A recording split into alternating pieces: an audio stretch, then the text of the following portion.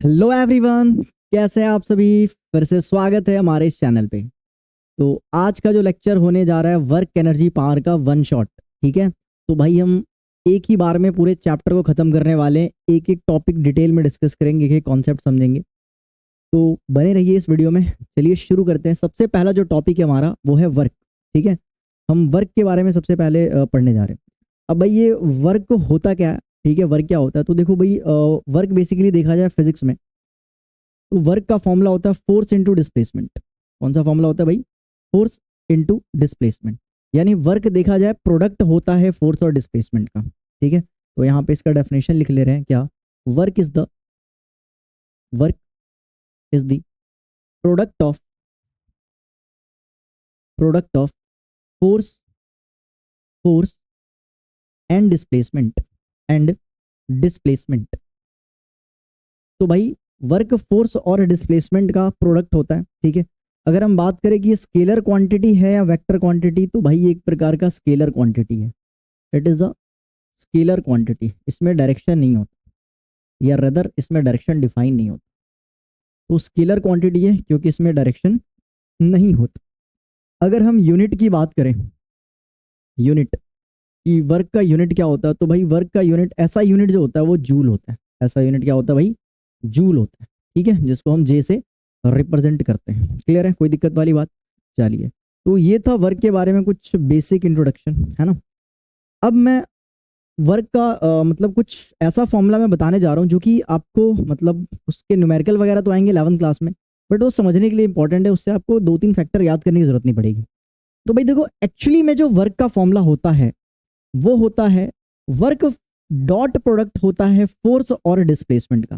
Force vector और displacement vector का एक तरह से स्केलर प्रोडक्ट होता है। ठीक है, अब आगे चल के पढ़ोगे आप 11th क्लास में कि जो वेक्टर्स के मल्टीप्लाई होते हैं ना, मल्टीप्लिकेशन, वो दो प्रकार से होते हैं। एक तो डॉट प्रोडक्ट होता है, क्रॉस प्रोडक्ट। डॉट वाले को स्केलर प्रोडक्ट कहते हैं, क्रॉस वाले को वेक्टर प्रोडक्ट कहते हैं। तुम अभी मान लो, बस इसको याद रखो कि इसको डॉट या स्केलर प्रोडक्ट कहते हैं। इसे हम डॉट और नहीं तो स्केलर प्रोडक्ट कहते हैं, स्केलर प्रोडक्ट। और इस फॉर्मूले को अगर आप एक्सपेंड करोगे, ठीक है, ये एफ डॉट एस को एक्सपेंड करते हो तो इसका फॉर्मूला आता है F S cos theta. F S cos theta बहुत इंपॉर्टेंट फॉर्मूला है। ठीक है, एफ एस कॉस थीटा बहुत इंपॉर्टेंट फॉर्मूला है। क्यों इंपॉर्टेंट फॉर्मूला है? तो देखो, जब कभी फोर्स और डिस्प्लेसमेंट यानी कि दो वेक्टर का स्केलर प्रोडक्ट लेते हैं ना, तो रिजल्ट हमेशा स्केलर क्वांटिटी आता है। रिजल्ट हमेशा क्या होता है भाई? स्केलर क्वांटिटी आता है। ठीक है, स्केलर क्वांटिटी आता है। एक मिनट। तो भाई क्या होता है? स्केलर क्वांटिटी आता है। इसलिए इसको हम स्केलर प्रोडक्ट कहते हैं। इस डॉट प्रोडक्ट को क्या कहते हैं? हम स्केलर प्रोडक्ट कहते हैं, क्योंकि दो वेक्टर का अगर हम क्या ले रहे हैं, डॉट प्रोडक्ट ले रहे हैं, तो उसका जो क्वांटिटी रिजल्ट आता है वो स्केलर क्वांटिटी आता है। क्लियर है? अब इस फॉर्मूले से हमें पता चलता है कि जो वर्क होता है ना, 3 चीज पे डिपेंड करता है। कौन कौन से चीज पे? तो आज लिख देते हैं। Work work depends upon depends upon 3 factors. अब वो फैक्टर कौन कौन से हैं? आइए देखते हैं। सबसे पहला फैक्टर है कि भैया फोर्स पे डिपेंड करता है। सबसे पहले किस पे डिपेंड करता है भाई? फोर्स पे डिपेंड करता है। अगर फोर्स जीरो तो वर्क जीरो। सेकंड किस पे डिपेंड करता है? तो सेकंड डिपेंड करता है हमारा किस पे? डिस्प्लेसमेंट पे। ठीक है, डिस्प्लेसमेंट यानी कि एस पे डिपेंड करता है। ठीक है, एस पे डिपेंड करता है। और तीसरा जो फैक्टर है भाई, तीसरा, वो है एंगल। एंगल बोले तो थीटा। इस पे डिपेंड करता है। यानी इन 3 में से कोई सा भी जीरो होगा, वर्क क्या होगा? जीरो हो जाएगा। क्लियर है? चलिए, अब इसी के बेसिस पे हम देखने जा रहे हैं क्या? Types of work. ठीक है, हम डिस्कस करने जा रहे हैं इसी के बेसिस पे क्या? टाइप्स ऑफ वर्क डिस्कस करने जा रहे हैं। टाइप्स ऑफ वर्क कि वर्क कितने प्रकार के होते हैं। तो भाई वर्क 3 प्रकार के होते हैं। कितने प्रकार के होते हैं? वर्क 3 प्रकार के होते हैं। कौन कौन से? तो भाई एक तो होता है पॉजिटिव वर्क। एक होता है नेगेटिव वर्क, और तीसरा होता है जीरो वर्क। ठीक है, तीसरा होता है जीरो वर्क। ये पॉजिटिव वर्क कब होता है भैया जी? तो पॉजिटिव वर्क जब होता है जब एंगल 90 से छोटा। ठीक है, जब मान के चलो ये फोर्स है और ये डिस्प्लेसमेंट है, अगर इसके बीच का जो एंगल है वो लेस देन 90 डिग्री है, लेस देन 90 डिग्री है, तो वर्क क्या आता है भाई, पॉजिटिव आता है। वर्क नेगेटिव कब आता है, तो जब फोर्स और डिस्प्लेसमेंट के बीच का एंगल, फोर्स और डिस्प्लेसमेंट के बीच का एंगल अगर आपका 90 से बड़ा है, अगर 90 से बड़ा है तो वर्क क्या आएगा, नेगेटिव आएगा। ठीक है, अच्छा वर्क जीरो कब आएगा, तो देखो लेस देन 90 था तो वर्क पॉजिटिव आया, मोर देन 90 था तो वर्क नेगेटिव आया। अगर 90 हो जाए तो फोर्स और डिस्प्लेसमेंट के बीच में एंगल, तो भाई जीरो आ जाता है। ठीक है, तो जीरो वर्क जब होता है जब फोर्स और डिस्प्लेसमेंट के बीच का एंगल कितना हो जाए, 90 डिग्री हो जाए। तो इसमें थीटा बराबर क्या हो जाता है भाई, 90 डिग्री हो जाता है। अब इनके एक एक एग्जाम्पल्स आपको पता होना चाहिए। पॉजिटिव वर्क कब होता है, जब फोर्स और डिस्प्लेसमेंट सेम डायरेक्शन में होते हैं। इसमें क्या होते हैं भाई, force force and displacement are along same direction, along same direction। Negative work कब होता है, जब फोर्स और डिस्प्लेसमेंट ऑपोजिट हो। ये किस केस में होता है, तो फ्रिक्शन के केस में ऐसा होता है। मान लीजिए कोई ये ऑब्जेक्ट है, इसका मोशन ऐसे आगे की तरफ हो रहा है, ठीक है, तो इस ऑब्जेक्ट और सरफेस के बीच में जो फ्रिक्शन है वो किधर लगेगा, पीछे की तरफ लगेगा। तो भैया नेगेटिव वर्क जब होता है, नेगेटिव वर्क जब होता है जब फोर्स और डिस्प्लेसमेंट ऑपोजिट डायरेक्शन में, डिस्प्लेसमेंट इधर हो रहा है, फोर्स इधर लग रहा है, यानी एंगल क्या हो गया यहाँ पे, एंगल क्या हो गया भाई, थीटा क्या हो गया, 180 डिग्री हो गया देखा जाए तो नेगेटिव वर्क कब होता है, नेगेटिव वर्क कब होता है, तो यहाँ पे लिख लीजिए when force and displacement are opposite direction, opposite direction में होता है, आर इन ऑपोजिट डायरेक्शन। अच्छा जीरो वर्क कब होता है, जब फोर्स और डिस्प्लेसमेंट 90 डिग्री पे लगते हैं, परपेंडिकुलर होते हैं। यहाँ पे क्या हो रहा है भाई, यहाँ पे बेसिकली फोर्स एंड डिस्प्लेसमेंट ठीक है आर एट 90 डिग्री। इसका एग्जांपल, तो इसका सबसे बेस्ट एग्जांपल क्या है कि हम बोलते हैं ना कि भाई कुली ने कोई काम नहीं करा, कुली के द्वारा वर्क डन जीरो है। ऐसा नहीं होता, ठीक है, कुली बेटा वर्क करता है, कुली वर्क करता है। सारे फोर्स की वजह से वर्क डन इस पे जीरो नहीं होता, सिर्फ ग्रेविटेशनल फोर्स की वजह से वर्क डन जीरो होता है। कैसे, मान लो ग्रेविटेशनल फोर्स नीचे लग रहा है और कुली डिस्प्लेसमेंट आगे कर रहा है, तो एंगल 90 डिग्री हो गया। तो फोर्स बाय ग्रेविटेशनल फोर्स, ठीक है, या एक्चुअली इसको ऐसे कह सकते हैं कि work by gravitational force on the coolie is zero. ठीक है, तो भाई इसका मतलब सारे फोर्स की वजह से तो यहाँ पे जीरो नहीं हो रहा है ना, सारे फोर्स की वजह से वर्क जीरो नहीं हो रहा है, यानी कुली वर्क कर रहा है, बट किसकी वजह से, work done due to friction force. ठीक है, तो यहाँ पे वर्क जीरो होता है कुली में। ठीक है, कुली के केस में वर्क जीरो होता है, कब होता है, कब होता है बेटा, जब हम कंसिडर कर रहे हैं सिर्फ ग्रेविटेशनल फोर्स को। ठीक है, तो भाई कुली वर्क करता है ड्यू टू फ्रिक्शन फोर्स। तो इसमें अच्छा कुली में ग्रेविटेशनल फोर्स की वजह से वर्क क्या होता है, जीरो होता है। ठीक है, तो वर्क डन बाय यहाँ पे जी एफ लिखा है ग्रेविटेशनल फोर्स। ठीक है, ग्रेविटेशनल फोर्स इज जीरो। ठीक है, या जब अर्थ रिवॉल्व कर रही होती है बेटा, ठीक है, सन के अराउंड जब अर्थ रिवोल्यूशन कर रही होती है, ठीक है, उस समय भी सेंटर की तरफ ग्रेविटेशनल फोर्स लगता है और डिस्प्लेसमेंट ऐसे हो रहा है टेंजेंशियल। ठीक है, तो इस समय भी ग्रेविटेशनल फोर्स के द्वारा वर्क डन जीरो होता है, क्योंकि फोर्स और डिस्प्लेसमेंट एंगल कितना होता है, 90 डिग्री होता है। आई होप आपको टाइप्स ऑफ वर्क क्लियर हो गया होगा। अगर समझ में आ गया तो इसको फटाफट नोट डाउन करिए और देन फिर हम आगे प्रोसीड करते हैं। चलिए, तो अगर आपने नोट कर लिया तो थोड़ा हम फॉर्मूला देखने जा रहे हैं वर्क का। अभी हमने देखा कि भाई वर्क का फॉर्मूला क्या होता है, फोर्स इंटू डिस्प्लेसमेंट, यही देखा ना हमने, फोर्स इंटू डिस्प्लेसमेंट। अच्छा मान लो कभी फोर्स ना दिया हो, मास और एक्सलेशन दिया हो, तो हम फोर्स के जगह पे क्या लिख सकते हैं, फोर्स बराबर मास इंटू एक्सलेशन। तो वर्क का एक और फॉर्मूला आ गया, mass into acceleration into displacement. ठीक है, तो पहला फॉर्मूला, ये दूसरा फॉर्मूला। तीसरा फॉर्मूला, मान लो कभी एक्सलेशन ना दिया हो, इनिशियल वेलोसिटी, फाइनल वेलोसिटी और टाइम दिया हो, तो उस केस में यहाँ पे एक्सलेशन का फॉर्मूला क्या बन जाएगा, v माइनस यू अपॉन में टी। इसको सब्सटीट्यूट कर दो तो वर्क बराबर क्या हो गया, वर्क बराबर मास v माइनस यू अपॉन में टी इंटू में s। तो ये भी एक फॉर्मूला हो गया। मेन तो फॉर्मूला यही है, इसी से तीनों बने हैं। ठीक है, तो इतना नोट डाउन कर लीजिए, फिर आगे बढ़ रहे हैं। चलिए आगे बढ़ते हैं। तो भाई नेक्स्ट टॉपिक जो हम स्टार्ट करने जा रहे हैं वो है एनर्जी। ठीक है, काफी इंपॉर्टेंट टॉपिक है, आइए डिस्कस करते हैं इसको। तो पढ़ने जा रहे हैं हम एनर्जी के बारे में। ठीक है, एनर्जी। अब देखते हैं भाई, हमें एनर्जी के बारे में क्या क्या पढ़ना है। तो हमने देखा था क्या, अगर किसी ऑब्जेक्ट पे, अब तक हमने देखा अगर किसी ऑब्जेक्ट पे फोर्स लगता है और उसके अंदर डिस्प्लेसमेंट होता है, फोर्स लगे और डिस्प्लेसमेंट हो, तो उस ऑब्जेक्ट पे हम कह सकते हैं कि वर्क डन हुआ है। ठीक है। अच्छा, एनर्जी क्या होता है? तो एनर्जी बेसिकली किसी भी बॉडी या किसी भी पार्टिकल की एबिलिटी होती है वर्क को करने के लिए, यानी वर्क को करने की एबिलिटी जो है बॉडी की या किसी ऑब्जेक्ट की, उसी को हम एनर्जी कहते हैं। तो एनर्जी का डेफिनेशन क्या है? एनर्जी का डेफिनेशन क्या है? It is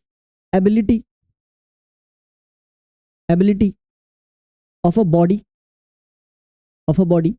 to do work. भाई वर्क करने की जो एबिलिटी है किसी भी बॉडी में, उसी को हम क्या कहते हैं? एनर्जी कहते हैं। उसी को हम क्या कहते हैं बेटा? एनर्जी कहते हैं। अब एनर्जी की बात करें तो एनर्जी बहुत प्रकार के होते हैं। ठीक है। एनर्जी तो बहुत प्रकार के हो सकते हैं, chemical energy, light energy, heat energy, sound energy, geothermal energy, ठीक है, electrical energy. There are so many types of energy. But हमें क्लास 9th में क्या पढ़ना है? हमें क्लास 9th में सिर्फ मैकेनिकल एनर्जी डिस्कस करना है। ठीक है, सिर्फ हमें मैकेनिकल एनर्जी पढ़ना है। अब मैकेनिकल एनर्जी वही है जो फोर्स लगने से, मोशन होने की वजह से एनर्जी आती है, उसको हम क्या कहते हैं? मैकेनिकल एनर्जी कहते हैं। अब मैकेनिकल एनर्जी कितने हमारे सिलेबस में? तो ज़्यादा नहीं है भाई, मैकेनिकल एनर्जी हमारे पास दो ही है। ठीक है, दो ही होते ही है मैकेनिकल एनर्जी। एक तो होता है काइनेटिक एनर्जी, काइनेटिक एनर्जी को हम लोग के से रिप्रेजेंट करेंगे। और दूसरा होता है पोटेंशियल एनर्जी। दूसरा क्या होता है? पोटेंशियल एनर्जी होता है। पोटेंशियल एनर्जी को हम रिप्रेजेंट करते हैं कभी कभार, या तो मैं इसको यू से रिप्रेजेंट कर दूंगा और नहीं तो पी डॉट ई से रिप्रेजेंट कर दूंगा। ठीक है, तो ये हो गया काइनेटिक एनर्जी और पोटेंशियल एनर्जी। अब भैया जी ये काइनेटिक एनर्जी क्या होता है? तो सुनिए, काइनेटिक एनर्जी, काइनेटिक का मतलब क्या होता है पहले ये देखो। तो काइनेटिक का मतलब होता है मोशन। ठीक है, काइनेटिक का मतलब क्या होता है? मोशन। तो अगर कोई ऑब्जेक्ट मोशन में है, उसके वजह से, मोशन में होने के वजह से उस ऑब्जेक्ट में जो एनर्जी पोजेस हो जाता है, जो एनर्जी आ जाता है मोशन की वजह से, उसी को हम क्या कहते हैं? काइनेटिक एनर्जी कहते हैं। जैसे मेरा स्टाइलस ये रेस्ट पे है, तो अभी इसमें काइनेटिक एनर्जी 0 है। इसी को मूव करवा दूंगा तो मोशन की वजह से जो एनर्जी इसमें पोजेस हो जाती है, उसी को हम क्या कहते हैं? काइनेटिक एनर्जी कहते हैं। तो इसका डेफिनेशन क्या है भाई? इसका डेफिनेशन ये है कि एनर्जी, ठीक है, energy due to motion, of an object,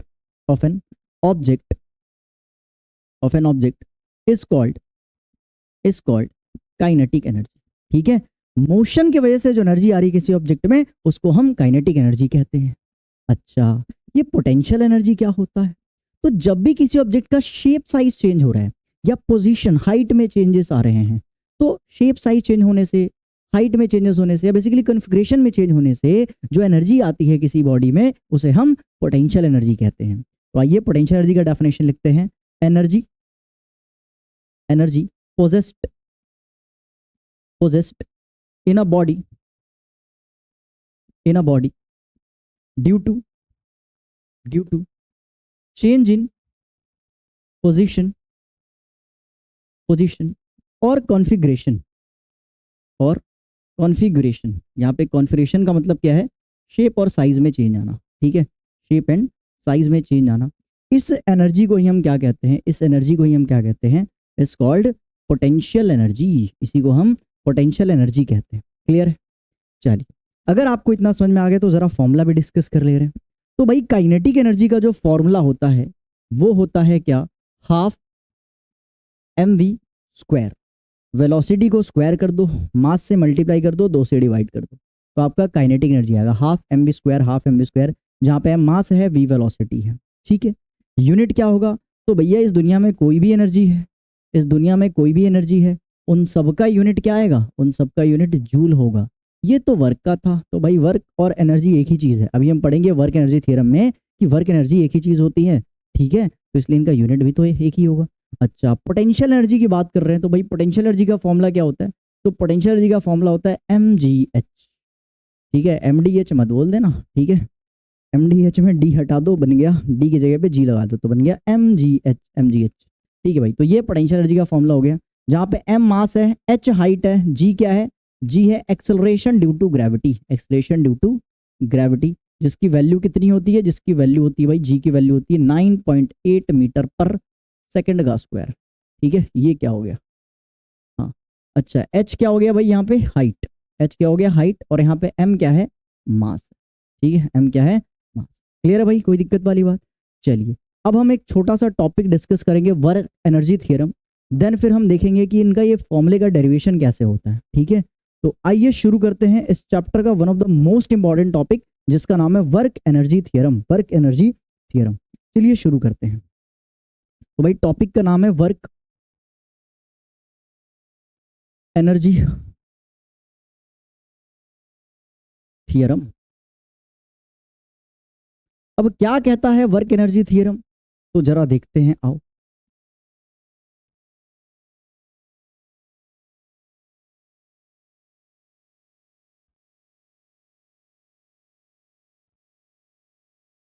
एक मिनट, इसको जरा साइड साइड कर दें। चलिए, तो वर्क एनर्जी थ्योरम हम पढ़ने जा रहे हैं।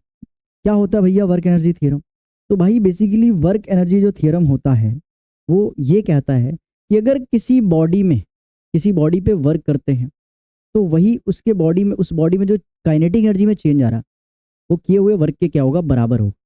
अनदर वे में, जो किसी बॉडी के अंदर काइनेटिक एनर्जी में चेंज आता है वो चेंज इन काइनेटिक एनर्जी ही उस बॉडी पे किए गए वर्क के क्या होता है बराबर होता है। ठीक है, एक बार इसको लिखते हैं फिर समझते हैं। अकॉर्डिंग टू दिस थ्योरम, ठीक है, अकॉर्डिंग टू दिस थ्योरम कि change in kinetic energy of a body is equal to work done on it. ये है भाई वर्क एनर्जी थ्योरम।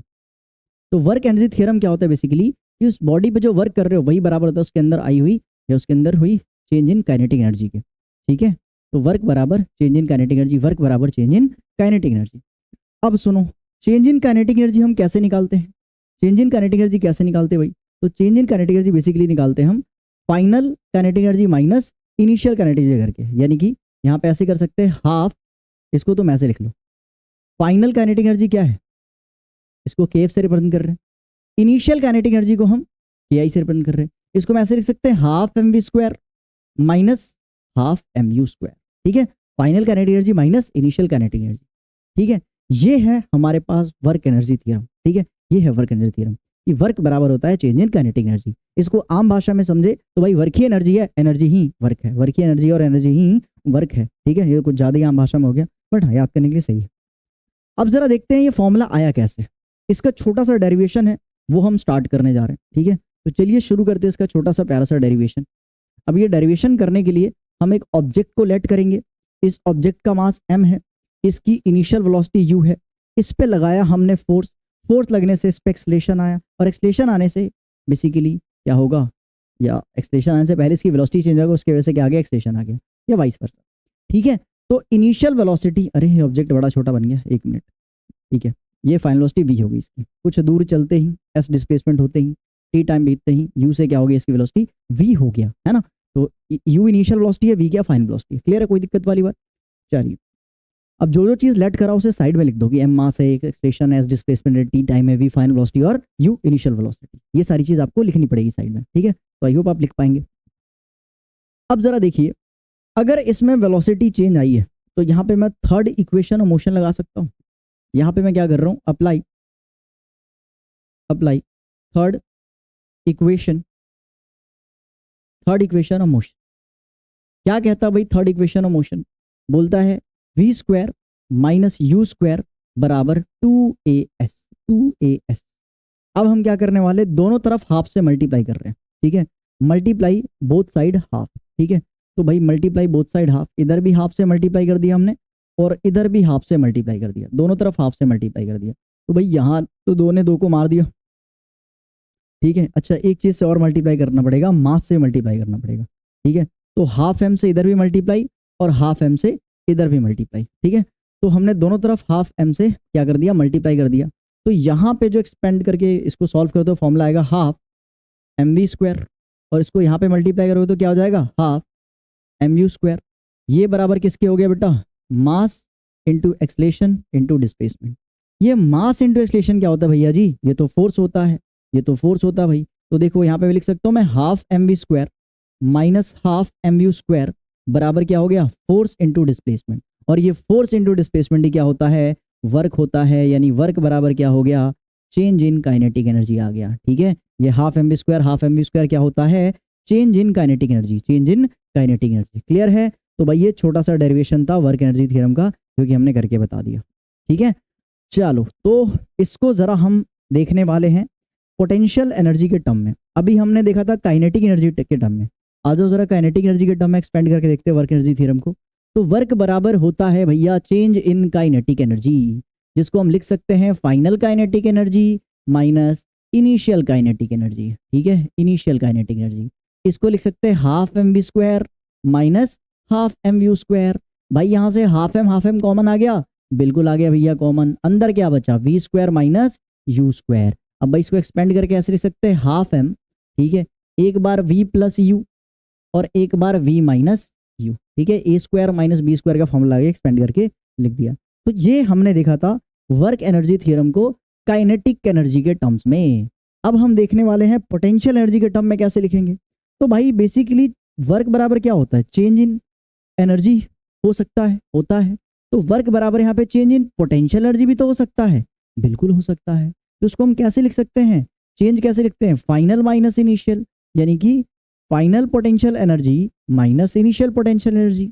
इसको फर्दर हम कैसे लिख सकते हैं, mgh2 माइनस mgh1। ठीक है, अब यहाँ पे मान लो कोई ऑब्जेक्ट था, ठीक है, कोई ऑब्जेक्ट था जो पहले h1 हाइट पे था, पहले h1 हाइट पे था, फिर h1 से चलते चलते कहाँ पे चले गया, s2 हाइट पे चले गया। तो चेंज इन पोजीशन क्या हो गया, s2 minus h1, s2 minus h1। Clear है? चलिए, तो यहाँ इतना चेंज इन पोजीशन निकाल दी हमने, डेल्टा एच। अच्छा, इसमें से कुछ कॉमन निकाल सकते हैं, बिल्कुल, mg कॉमन निकल गया, अंदर क्या बचा, s2 minus h1, s2 minus h1। तो भाई अगर ये समझ में आ गया तो हम स्टार्ट कर सकते हैं, ठीक है, डेरिवेशन काइनेटिक एनर्जी और पोटेंशियल एनर्जी का। इसी वर्क एनर्जी थ्योरम से हम ड्राइव कर सकते हैं काइनेटिक एनर्जी को भी और पोटेंशियल एनर्जी को भी। कैसे कर सकते हैं, तो आ जाओ अब देखने वाले हम डेरिवेशन ऑफ क्या, kinetic energy, derivation of kinetic energy. अब काइनेटिक एनर्जी डेरिवेशन करने के लिए हम क्या करेंगे, यहाँ पे जो हमने ऑब्जेक्ट लिया था इनिशियली मोशन में, उसको हम कंसिडर करेंगे रेस्ट पे। अगर हम रेस्ट पे कंसिडर कर रहे हैं तो इनिशियल वेलोसिटी अपने आप जीरो हो गया। कुछ दूर चलते ही, कितना दूर चला, डिस्प्लेसमेंट एस चला, फाइनल वेलोसिटी क्या होगी, वी होगी, फाइनल वेलोसिटी क्या होगी, वी होगी।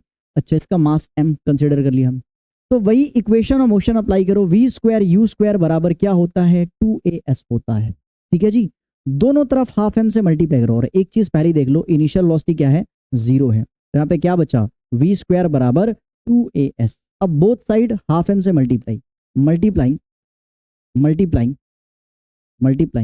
Both side by half m. ठीक है, तो यहाँ पे क्या हो जाएगा, हाफ एम वी स्क्वायर और बराबर हाफ इंटू 2 इंटू ए इंटू एस और इंटू एम भी तो कर दिया है ना, मास से भी तो मल्टीप्लाई हो रहा है। तो भाई दो ने दो को मार दिया। ठीक है, यहाँ पे जो फॉर्मूला आ रहा है वो आ रहा है हाफ एम वी स्क्वायर बराबर में क्या आ रहा है भाई, क्या आ रहा है यहाँ पे, एम ए एस। ये मास इंटू एक्सीलरेशन कुछ होता है, बिल्कुल फोर्स होता है भाई, इधर आ गया हाफ एम वी स्क्वायर। ठीक है, हाफ एम वी स्क्वायर, और फोर्स इंटू डिस्प्लेसमेंट क्या होता है, वर्क होता है, तो वर्क बराबर हाफ एम वी स्क्वायर।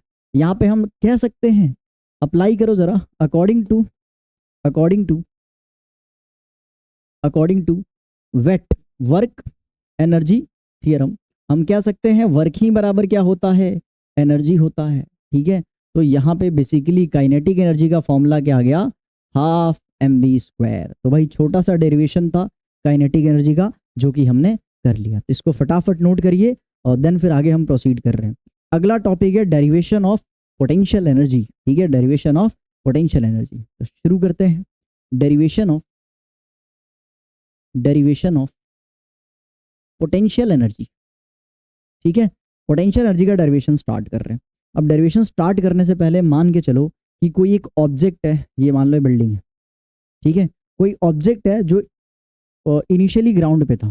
ठीक है, इनिशियली ये ऑब्जेक्ट जिसका मास m है और ये ऑब्जेक्ट ग्राउंड पे, अगर ग्राउंड पे है तो h1, ग्राउंड पे है तो h1 क्या हो गया, जीरो। अब इसको हम कहाँ तक लेके जा रहे हैं बेटा, h2 हाइट तक लेके जा रहे हैं। और इसका मास कितना है, m है, इसका मास कितना है, m है। चलो तो इसको हमने h2 हाइट पे ले गए। अच्छा, किस फोर्स के अगेंस्ट यहाँ पे वर्क हुआ है, ग्रेविटेशनल फोर्स, यानी नीचे में क्या लग रहा होगा, mg लग रहा होगा। तो फोर्स यहाँ पे नीचे में ग्रेविटेशनल फोर्स क्या लग रहा है बेटा, mg लग रहा है। क्लियर है, कोई दिक्कत वाली बात। चलिए अब सुनिए भाई, बेसिकली वर्क बराबर क्या होता है, वर्क बराबर होता है फोर्स इंटू डिस्प्लेसमेंट। ठीक है, फोर्स इंटू डिस्प्लेसमेंट। अच्छा, ये जो हाइट कवर करा है वो h1 0 है और h2 को मैं h बराबर लिख सकता हूँ, मतलब h हाइट ऊपर है, इस बिल्डिंग की हाइट कितनी है, h है, तो h हाइट ऊपर गया। तो भाई फोर्स इंटू डिस्प्लेसमेंट वर्क का फॉर्मूला होता है। तो फोर्स क्या होता है, मास इंटू एक्सलेशन, और डिस्प्लेसमेंट तो h हुआ है भाई, देखो ना डिस्प्लेसमेंट क्या है, h ही तो है, h डिस्प्लेस हुआ है। अच्छा अच्छा अच्छा अच्छा भैया, यहाँ पे एक्सेलरेशन कौन सा लग रहा है, यहाँ पे एक्सेलरेशन तो g लग रहा है, तो यहाँ पे g लगा दिए, क्योंकि a बराबर क्या है यहाँ पे, g है, a बराबर क्या है यहाँ पे, g है, और यहाँ पे हाइट h हो गया। अच्छा, according to work energy theorem, wait work ही बराबर क्या होता है, एनर्जी होता है। तो यहाँ पे बेसिकली पोटेंशियल एनर्जी बराबर क्या हो जाएगा, mgh, है ना भाई, याद कर लेना, ये गाना बहुत काम आएगा। तो यहाँ पे पोटेंशियल एनर्जी का फॉर्मूला आ चुका है, तो हमने पोटेंशियल एनर्जी का भी डेरिवेशन कर लिया। अब जो हमारा टॉपिक बचा है एनर्जी में वो है एनर्जी कंजर्वेशन। ठीक है, प्रिंसिपल ऑफ एनर्जी कंजर्वेशन या लॉ ऑफ एनर्जी कंजर्वेशन। तो चलिए शुरू करते हैं लॉ ऑफ एनर्जी कंजर्वेशन। ठीक है, एनर्जी कंजर्वेशन। अब एनर्जी कंजर्वेशन का लॉ क्या कहता है, हमें ये कहता है कि जो भाई एनर्जी होती है ना, उसको ना ही तुम क्रिएट कर सकते हो ना ही डिस्ट्रॉय कर सकते हो। किसी भी आइसोलेटेड सिस्टम में हम एनर्जी को नहीं क्रिएट कर सकते, ना ही बना सकते, ना ही उसका विनाश कर सकते हैं। ठीक है, तो हम क्या कर सकते हैं, हम बस उसके एक फॉर्म को दूसरे फॉर्म में कन्वर्ट कर सकते हैं, एनर्जी के हम एक फॉर्म को दूसरे फॉर्म में कन्वर्ट कर सकते हैं। ठीक है, या ट्रांसफर कर सकते हैं। तो एनर्जी कंजर्वेशन के अकॉर्डिंग क्या है, according to this law, according to this law, energy can neither be created neither be created nor be destroyed energy को ना ही हम क्रिएट कर सकते हैं ना ही बना सकते। ठीक है, in an isolated system.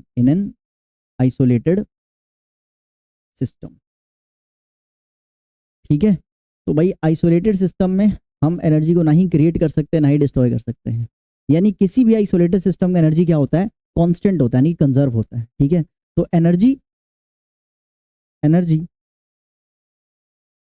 Energy of an isolated system is always constant, यानी कि कंजर्व्ड होता भाई। ठीक है, चलो अच्छा, तो भैया हम फिर ये इतनी सारी एनर्जी कैसे बना पा रहे हैं, हम लाइट एनर्जी बना ले रहे हैं, इलेक्ट्रिसिटी एनर्जी बना रहे हैं, तो भाई हम बना नहीं रहे इसे। ठीक है, इसको भूल जाओ कि हम बना रहे हैं, हम बस एक एनर्जी के फॉर्म को दूसरे में कन्वर्ट कर रहे हैं। ठीक है, बस ट्रांसफर कर रहे हैं one form of energy to another, हम उसे क्रिएट नहीं कर रहे बाबू। ठीक है, तो भाई यहाँ पे क्या होता है, energy only can be transferred from one form to another. जैसे कि डैम में पानी को हम रोकते हैं किसी हाइट पे, अब हम किसी हाइट पे पानी को रोक रहे हैं तो उसमें पोटेंशियल एनर्जी स्टोर हो गई है। ठीक है, अब ये पानी के अंदर जो पोटेंशियल एनर्जी थी, पानी को हमने डैम बना करके कुछ हाइट ऊपर स्टोर करा, कुछ हाइट ऊपर क्या करा बेटा, स्टोर करा, तो उसके अंदर पोटेंशियल एनर्जी होगी। ठीक है, अच्छा उस पानी को हमने डैम से नीचे गिराया तो वाटर का जो पोटेंशियल एनर्जी है वो कन्वर्ट हो गया किसमें, काइनेटिक एनर्जी में। तो हम ये थोड़ी बोल सकते काइनेटिक एनर्जी बना दिया, नहीं, हमने तो वही वाटर की पोटेंशियल एनर्जी को कन्वर्ट कर दिया, ट्रांसफर कर दिया किसमें, काइनेटिक एनर्जी में। अब यही काइनेटिक एनर्जी नीचे टरबाइन लगी होती है, टरबाइन पे घूमती है। ठीक है, यही पानी जब गिरती है नीचे काइनेटिक एनर्जी के साथ, ठीक है, तो टरबाइन को रोटेट करती है, यानी कि काइनेटिक एनर्जी देखा जाए तो मैकेनिकल एनर्जी में कन्वर्ट होगी। और टरबाइन घूमने से, टरबाइन क्या करता है बेसिकली, मैकेनिकल एनर्जी को इलेक्ट्रिकल एनर्जी में कन्वर्ट कर देता है, तो ये इलेक्ट्रिकल एनर्जी में कन्वर्ट होगी भाई। ठीक है, अच्छा वही हमारे लाइट वगैरह में आ रही है इलेक्ट्रिकल एनर्जी, तो किस में कन्वर्ट हो जा रही है, लाइट प्लस हीट एनर्जी में, ठीक है। वही अगर इलेक्ट्रिकल एनर्जी स्पीकर में जा रही है आपके, तो स्पीकर में क्या हो रहा है, स्पीकर में क्या हो रहा है, साउंड एनर्जी में कन्वर्ट हो जा रही है भाई। यही फैन में अगर ये इलेक्ट्रिकल एनर्जी जा रही तो मैकेनिकल एनर्जी में वापस कन्वर्ट हो जा रही है। तो बेसिकली यहाँ पे हो क्या रहा है, एनर्जी का कन्वर्जन हो रहा है from one form to another. यहाँ पे हम क्रिएट या डिस्ट्रॉय नहीं कर रहे एनर्जी को। ऐसा नहीं है कि भाई इलेक्ट्रिक एनर्जी लाइट में आके लाइट में बदल गई और बेसिकली क्या हुआ, इलेक्ट्रिक एनर्जी डिस्ट्रॉय हो गया, नहीं, बस उसका कन्वर्जन हुआ है, ठीक है। चलिए, तो इतना नोट डाउन करिए। देन फिर हम प्रूफ देखने जा रहे हैं law of conservation of energy का। भाई ये प्रूफ 3 से 5 नंबर में सीबीएसई में आता है, इवन 9th क्लास ही नहीं 11th क्लास में भी ये डेरिवेशन 3 से 5 नंबर में आ सकता है, ठीक है। और आता है, आ सकता है क्या, आता है, ठीक है। तो स्टार्ट कर रहे हैं क्या, proof of law of conservation of energy, ठीक है। तो प्रूफ देखने जा रहे हैं हम, थोड़ा छोटा सा proof of conservation of energy देखते हैं भाई कैसे प्रूफ होगा। तो देखो, अगर हम किसी 3 या 2 से ज्यादा पॉइंट पे हम एनर्जी को कांस्टेंट प्रूफ कर दें, इक्वल प्रूफ कर दें, तो एनर्जी हमारा क्या हो जाएगा, कंजर्व हो जाएगा। तो हम क्या कर रहे हैं, बेसिकली 3 पॉइंट कंसिडर कर रहे हैं, ठीक है। ये एक बेस पे है पॉइंट, इसका नाम रख दो सी। यहाँ पे कहीं जनरल पॉइंट जो कि इससे एक्स डिस्प्लेसमेंट नीचे है, इसका नाम रख दिया हमने क्या, बी। और सबसे टॉप वाले को नाम रख दिया मैंने ए। तो यहाँ पे हमने 3 पॉइंट कंसिडर कर रहा है, ए बी सी, ठीक है। अब हम क्या कर रहे हैं, ऊपर से एक ऑब्जेक्ट को ड्रॉप कर रहे हैं, ठीक है। ऊपर से एक ऑब्जेक्ट को ड्रॉप कर रहे हैं, इस ऑब्जेक्ट का मास कितना है, m है। जब ये ड्रॉप हो रहा होगा तो नीचे एक्सलेशन लगेगा, क्या लगेगा, g लगेगा। क्लियर है भाई, चलो। तो अब हम क्या कर रहे हैं, इस ऑब्जेक्ट का अगर तीनों पॉइंट पे ए बी सी तीनों पॉइंट पे एनर्जी क्या होगी, इक्वल आ गई टोटल एनर्जी, तो हम कह सकते हैं एनर्जी भाई कांस्टेंट यानी कंजर्व है। तो इसी चीज को हम कर रहे हैं, ए बी सी तीनों पॉइंट पे हमें एनर्जी को इक्वल प्रूफ करनी है। आइए शुरू करते हैं। सबसे पहले बात करते हैं एट पॉइंट ए। अगर हम ए पॉइंट की बात करें तो ए पॉइंट पे टोटल मैकेनिकल एनर्जी क्या आएगी, टोटल मैकेनिकल एनर्जी कैसे निकलेगी, टोटल काइनेटिक एनर्जी, ठीक है, प्लस टोटल पोटेंशियल एनर्जी, है ना। तभी तो टोटल एनर्जी आएगा, total potential plus total kinetic. अब भाई एच हाइट ऊपर है, यहाँ पे तो रेस्ट पे होगा, तो अगर यहाँ पे रेस्ट पे है तो काइनेटिक एनर्जी क्या हो गया बेटा, 0, हाफ। और यहाँ पे 0 का स्क्वायर, ये पूरा 0। बट पूरा का पूरा पोटेंशियल होगा अगर एच हाइट पे, मान लो ये ए पॉइंट बेस से एच हाइट ऊपर है, तो यहाँ पे जो टोटल एनर्जी होगा वो टोटली हमारे पास पोटेंशियल ही होगा, ठीक है। काइनेटिक तो 0 हो गया, तो भाई ये तो 0 हो गया, है ना। यानी टोटल काइनेटिक एनर्जी कितनी है, सॉरी टोटल एनर्जी कितनी आ गई ए पॉइंट पे, वो आ गई mgh। अगर यही mgh बी और सी पे भी आ जाए, मतलब हमने एनर्जी कंजर्वेशन को प्रूफ कर दिया। आइए अब हम कंसिडर कर रहे हैं पॉइंट बी, ठीक है। At point B, at point B, ठीक है। ये पहला और ये दूसरा पॉइंट लिया। अब एट पॉइंट बी पे देखो, यहाँ पे मोशन में है तो काइनेटिक एनर्जी भी होगी, और कुछ हाइट ऊपर है तो पोटेंशियल एनर्जी भी होगी, यानी यहाँ पे दोनों एनर्जी। यहाँ पे क्या बेटा, दोनों। अब दिक्कत है भैया यहाँ पे हाइट कैसे निकाले, बहुत आसान है। टोटल हाइट h था, x डिस्प्लेसमेंट हो गया, तो h माइनस क्या कर दूंगा, x कर दूंगा, h माइनस x, तो ये बी पॉइंट की हाइट मिल गई, ठीक है। यहाँ पे भी सेम करना होगा भाई, टोटल मैकेनिकल एनर्जी किसके बराबर हो गया, टोटल मैकेनिकल एनर्जी बराबर हो गया kinetic energy plus potential energy. तो भाई पोटेंशियल एनर्जी कितना आ गया, mg, और h कितना है, h माइनस x। अब दिक्कत है भैया पोटेंशियल एनर्जी काइनेटिक एनर्जी कैसे निकाले, तो काइनेटिक एनर्जी फॉर्मूला होता है हाफ m, ठीक है, यहाँ तक तो ठीक है। बट भैया वेलोसिटी यहाँ का क्या होगा, क्योंकि हर पॉइंट पे वेलोसिटी तो चेंज होगी, एक्सलेशन लग रहा है, तो इस पॉइंट का वेलोसिटी निकालना पड़ेगा हमें, v भी निकालना पड़ेगा। अब उसके लिए क्या करें, तो भाई इक्वेशन ऑफ मोशन याद करेंगे, ठीक है, उसको अप्लाई करेंगे और बी पॉइंट की वेलोसिटी आ जाएगी। 2 पॉइंट कंसिडर कर रहा हूँ, ए और बी। ए वाले पे इनिशियल वेलोसिटी क्या है, 0 है। यहां से आने में डिस्प्लेसमेंट कितना लगा, x, तो क्या हम इस पॉइंट की वेलोसिटी निकाल सकते हैं, कौन सा फॉर्मूला अप्लाई करना पड़ेगा, second equation of motion apply करना पड़ेगा, ठीक है। तो थोड़ा सा रफ कैलकुलेशन कर रहे हैं भाई यहाँ पे, ठीक है, ये रफ वर्क है भाई। अप्लाई करो, v² minus u² equals to 2as। Final velocity ये तो हमें निकालनी है, u तो 0 हो गया, 2 तो 2 है, एक्सेलरेशन g है, और हाइट कितना कवर हुआ भाई, डिस्प्लेस कितना हुआ, x हुआ है, तो यहाँ पे वी स्क्वायर बराबर कितना हो गया 2gx। तो वी स्क्वायर के जगह पे हम क्या पुट कर सकते हैं, इस वी स्क्वायर के जगह पे इसको उठाने का, इसको चिपकाने का 2gx। तो यहाँ पे क्या आ गया हाफ m वी स्क्वायर के जगह पे 2gx। इसको जरा सॉल्व करो तो mgh आ गया, और इसको इससे मल्टीप्लाई करा तो माइनस का mgx। भाई दो ने दो को मार दिया, दो ने दो को मार दिया। अब क्या मर रहा है, तो देखो यहाँ पे भी mgx प्लस का, यहाँ पे माइनस का mgx, तो इसने इसको खत्म कर दिया। तो बचा क्या है यहाँ पे, इस बी पॉइंट पे टोटल एनर्जी कितनी बची है भाई, बी पॉइंट पे टोटल एनर्जी जो आई है हमारे पास, टोटल मैकेनिकल एनर्जी जो आई है एट बी पॉइंट, वो कितनी आई है, वो आई है mgh। और भाई क्या ये टोटल मैकेनिकल एनर्जी ए पॉइंट के बराबर है, बिल्कुल। यहाँ पे भी मेरे पास क्या आया था mgh, और यहाँ पे भी क्या आ गया mgh, ठीक है। अगर 3 नंबर में आया तो सिमिलरली लिख के यहाँ पे सी पॉइंट पे mgh लिख देना, बट अगर 5 नंबर में आ जाए, ठीक है, तो तीनों करना। बाकी अगर सीख लोगे तो 3 मार्क्स से भी सारी करके आ जाना, है ना। 2 कर लिया तो तीसरा कौन सा बड़ी बात है। यहाँ पे H0 है तो पोटेंशियल 0, बस काइनेटिक तो निकाल लिया यहाँ पे।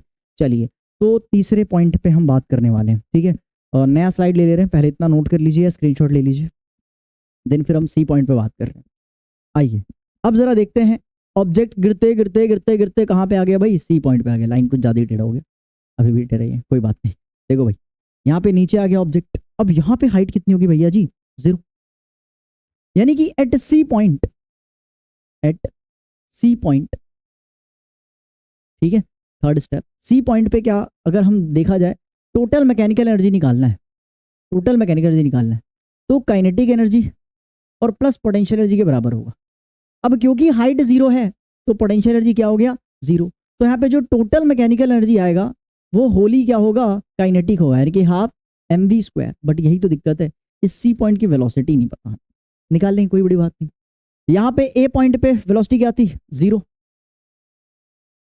सी पॉइंट पे यहाँ पे u0 है, यहाँ पे s0 है, बट इससे हमें कुछ मतलब नहीं है। यहाँ पे यहाँ की हमें वी सी निकालनी है, इस पॉइंट की वेलोसिटी निकालनी। तो क्या करेंगे, वही इक्वेशन ऑफ मोशन अप्लाई करेंगे, थोड़ा रफ वर्क कर लो, अप्लाई करो इक्वेशन ऑफ मोशन। तो क्या होगा, v square minus u square बराबर 2as, u तो 0 है तो वी स्क्वायर बराबर क्या हो गया 2, एक्सलेशन है g, और डिस्प्लेसमेंट कितना हुआ है, तो यहाँ से यहाँ आने में कितना डिस्प्लेसमेंट हुआ, h हुआ। तो वी स्क्वायर बराबर क्या हो गया 2gh, इसको उठाने का यहाँ पे चिपकाने का। तो सॉल्व करो जरा, हाफ m यहाँ पे 2gh, भाई दो ने दो को मार दिया, टोटल एनर्जी यहाँ पे आ गई mgh। ओए होए यही तो चाहिए था।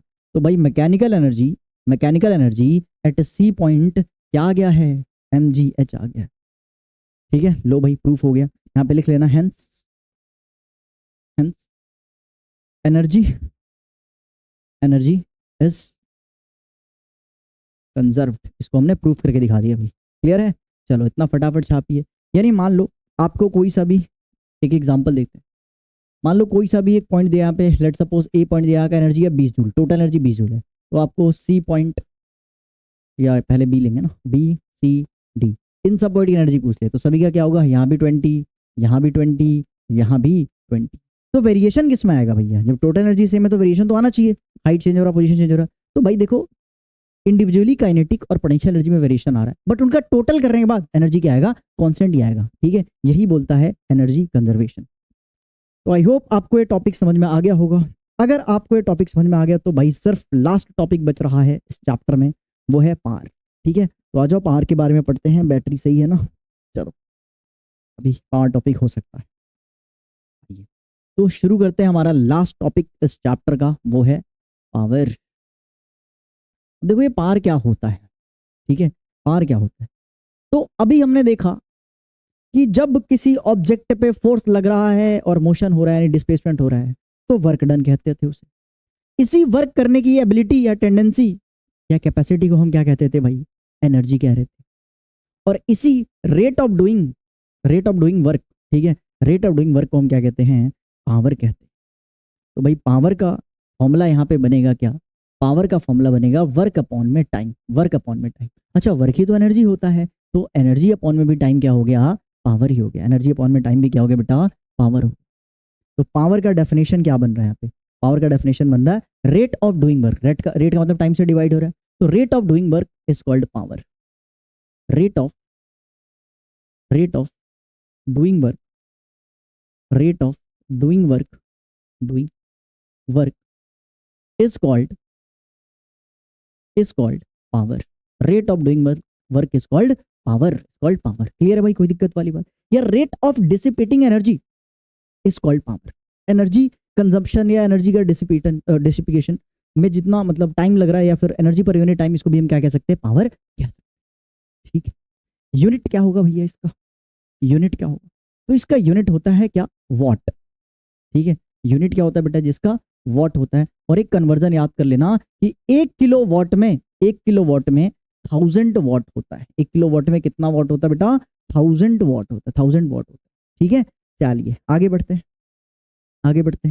पावर का एक और फॉर्मूला होता है क्या भाई? पावर बराबर हमने देखा वर्क अपॉन में टाइम। क्या हम वर्क को फोर्स इंटू डिस्प्लेसमेंट लिख सकते हैं? बिल्कुल लिख सकते हैं। और क्या डिस्प्लेसमेंट अपॉन में टाइम वेलोसिटी होता है? हाँ जी भैया। तो फोर्स इंटू वेलोसिटी भी पावर होता है। ठीक है, ये फॉर्मूला भी याद क्या रखना है यार। ठीक है, सब कॉन्सेप्ट है। ठीक है, अपने आप दिमाग में सेट हो जाएगा। चलिए फिर एक छोटा सा टॉपिक है जो कि कन्वर्जन आता है क्या, कि 1 यूनिट क्या होता है, 1 यूनिट में कितना किलोवाट आवर होता है और कितना जूल के बराबर होता है। तो छोटा सा कन्वर्जन आता है, 1 यूनिट को जूल में कन्वर्ट करो। तो वो भी कर ले रहे, क्वेश्चन टाइप मान के सॉल्व करते हैं। क्वेश्चन है क्या कि 1 यूनिट को या 1 किलोवाट आवर को हमें कन्वर्ट करना किसमें? जूल में। हमें जूल में। तो आइए करते हैं। तो देखो भाई 1 यूनिट जो होता है ना, एक्चुअली में 1 यूनिट वो एनर्जी कंजप्शन होता है और वो किसके बराबर होता है? 1 किलोवाट आवर के। ठीक है, 1 किलोवाट आवर। अब देखो इसको जूल में कैसे कन्वर्ट करेंगे? 1 किलोवाट में कितना वाट? 1000 वाट। 1 घंटे में कितना सेकंड? तो 1 घंटे में 60 सेकंड नहीं भाई, 1 घंटे में 60 मिनट होता है और 1 मिनट में 60 सेकंड। तो 60 इंटू 60 सेकंड होगा 1 घंटे में। तो कितना हो जाएगा? 60 सेकंड, 60 इंटू 60 सेकंड। तो भाई आओ इसको सॉल्व करो। तो यहाँ पे 1000 आ गया और यहाँ पे 3600 आ गया। सेकंड है, ये वॉट है। इसको मल्टीप्लाई करो तो 361212 वॉट सेकंड। ठीक है भाई, इतना वॉट। अच्छा देखो, बेसिकली वॉट सेकंड किसका यूनिट होता है? तो वॉट सेकंड जूल होता है। कैसे? हमने अभी देखा क्या कि पावर बराबर वर्क अपॉन में टाइम। तो वर्क बराबर क्या हो गया? वर्क बराबर पावर इंटू टाइम, और वर्क ही तो एनर्जी। तो पावर इंटू टाइम यानी कि वॉट इंटू सेकंड क्या हो गया भाई? ये यही तो जूल होता है, यानी इसको हम जूल लिख सकते हैं। तो भाई 1 यूनिट में ध्यान से देखो, 1 यूनिट में कितना जूल आया है? तो 1 2 3 4 5 6 यानी 3.6 इंटू 10 की पावर 6 जूल। ठीक है, 1 यूनिट में कितना जूल होता है? 3.6 इंटू 10 की पावर 6 जूल होता है। और यहाँ पे जाके इस चैप्टर का दी एंड होता है भाई। ठीक है, तो अगर आपको लेक्चर अच्छी लगी होगी तो यार कमेंट करके बता देना, इससे यार मोटिवेशन मिलता। ठीक है, पढ़ाने को, क्योंकि यहाँ पे तो कोई बच्चे बैठे नहीं है, ऐसे अकेले पढ़ाना काफ़ी टफ है। ऑफलाइन में तो क्या होता है कि बच्चे रहते हैं, एंगेज रहते हैं। बाकी अगर आपको ये लेक्चर अच्छी लगी होगी तो अपने दोस्तों को शेयर करना और बताना ज़रूर कमेंट करके। इसी के साथ मिलते हैं नेक्स्ट लेक्चर में। Till then bye.